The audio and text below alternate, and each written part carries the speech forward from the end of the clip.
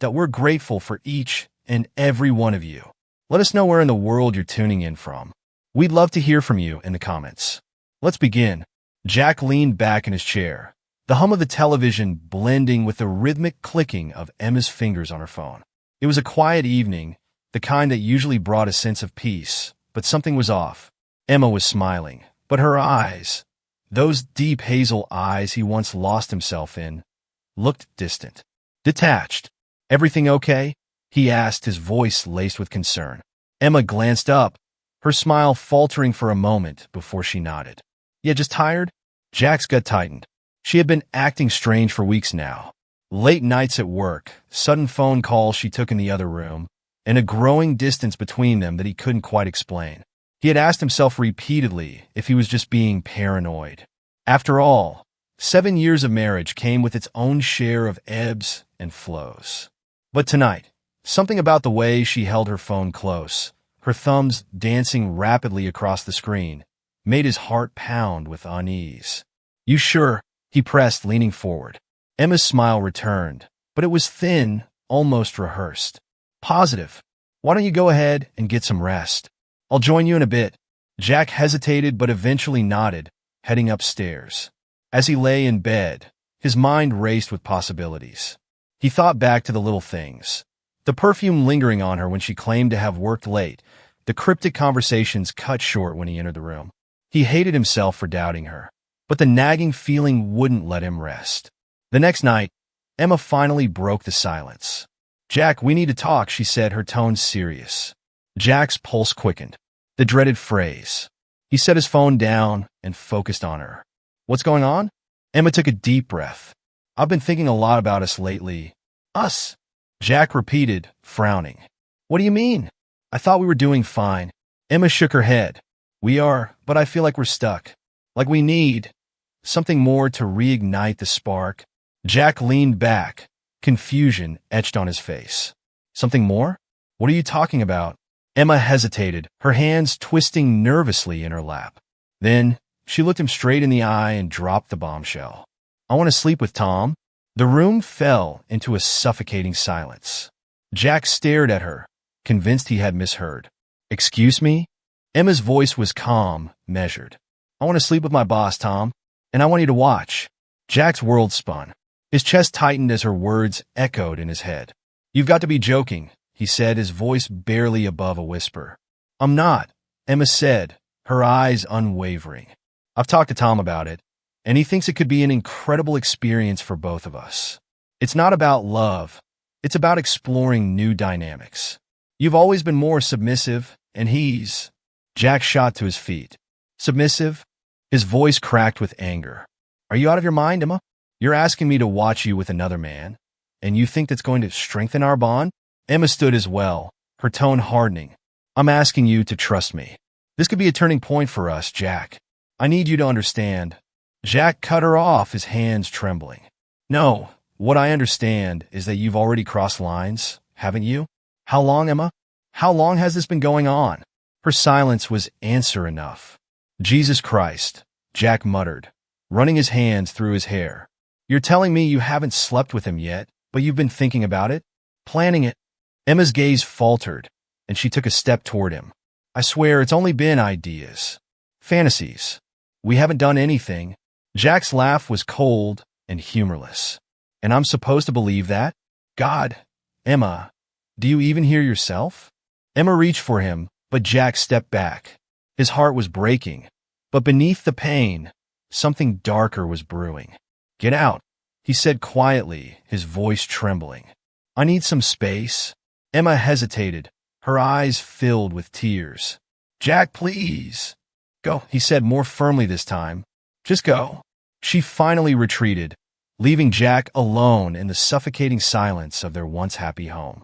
As soon as she was gone, Jack's resolve hardened. His mind raced, but one thought stood out above all others. This isn't over.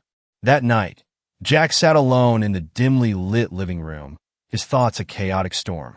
The woman he loved, the woman he had vowed to spend his life with, had just asked for something unthinkable. Yet, something about Emma's proposal didn't sit right. It wasn't just a spur-of-the-moment fantasy. Fueled by a mix of rage and heartbreak, Jack decided to find out the truth. He waited until he was certain Emma was asleep. Her soft breathing filled the silence as he quietly reached for her phone on the bedside table. His hands shook as he unlocked it, knowing he was crossing a line, but unable to stop himself. What he found made his blood run cold.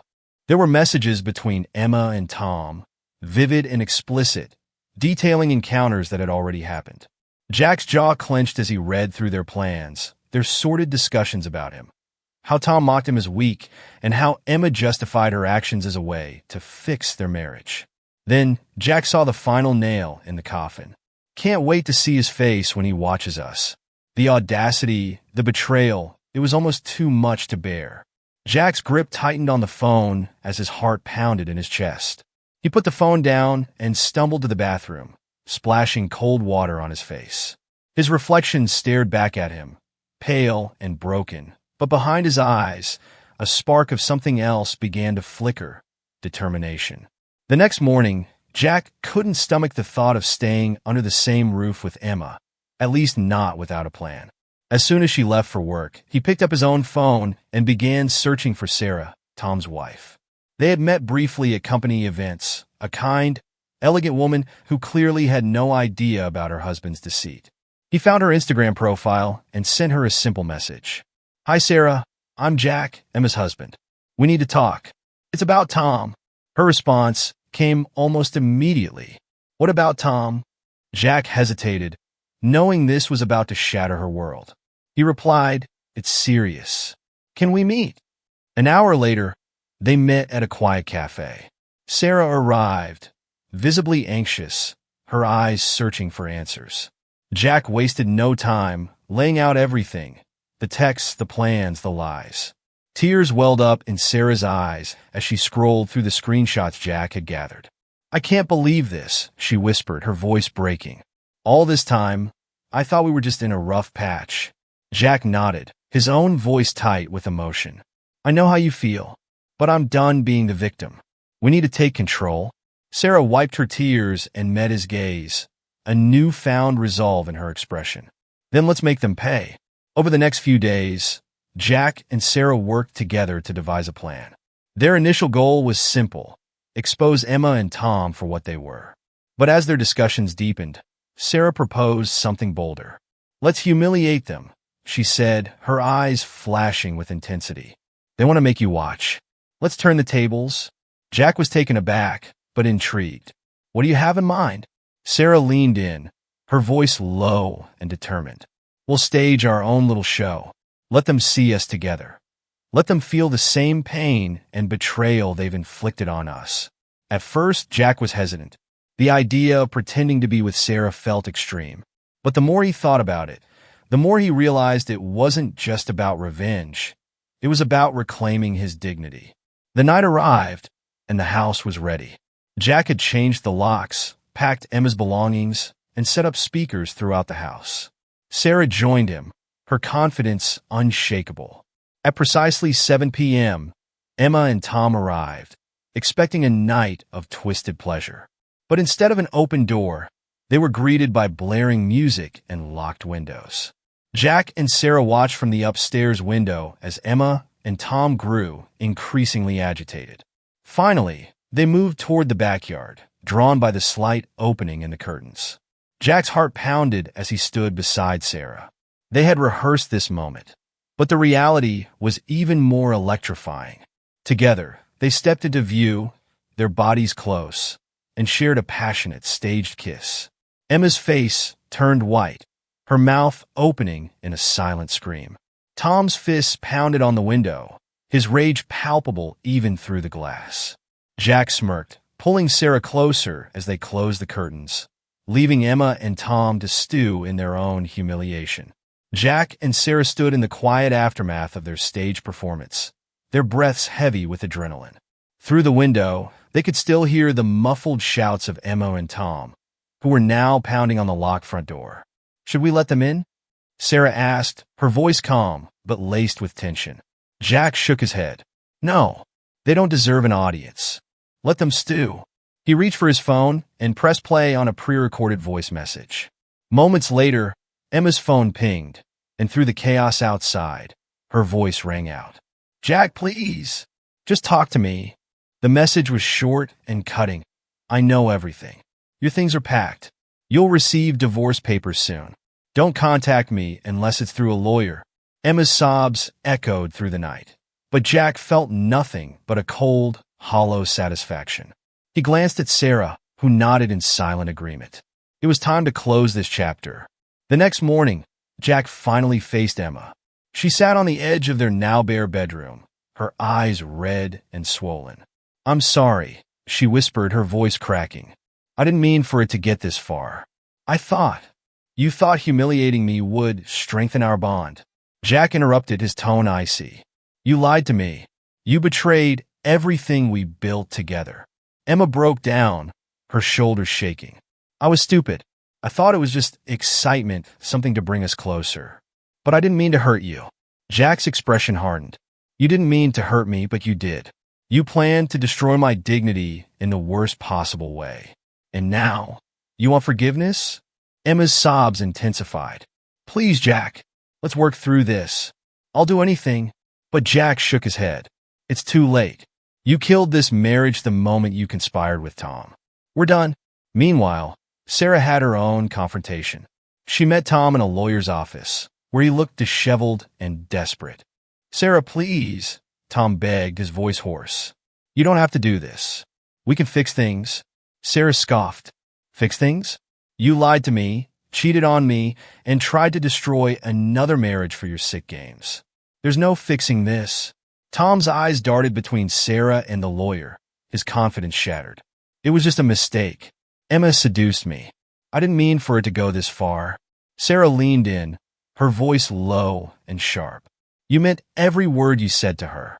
You wanted to humiliate Jack, to make him feel small. Well, now it's your turn. You'll lose your job, your house, and any respect you ever had." Tom's face paled as Sarah's words sank in. She stood, her composure unshaken. "This is over, Tom. I'll see you in court." In the weeks that followed, Jack and Sarah leaned on each other for support. Their shared pain became a foundation for something new, something neither of them had expected. Late one evening, Jack and Sarah sat on her porch, the stars stretching out above them. "Do you ever think about what's next?" Sarah asked softly. Jack took a deep breath. "Sometimes, but for now, I'm just glad we're free of them." Sarah smiled, her eyes reflecting a mix of relief and cautious hope. "Me too." Their bond deepened as they shared stories, laughter, and moments of quiet understanding. It wasn't perfect, but it was real, and for the first time in a long while, Jack felt like he could breathe again. Months later, Jack finalized his divorce from Emma. He watched her sign the papers, her hands trembling. "I hope you find what you're looking for," he said, his tone devoid of bitterness.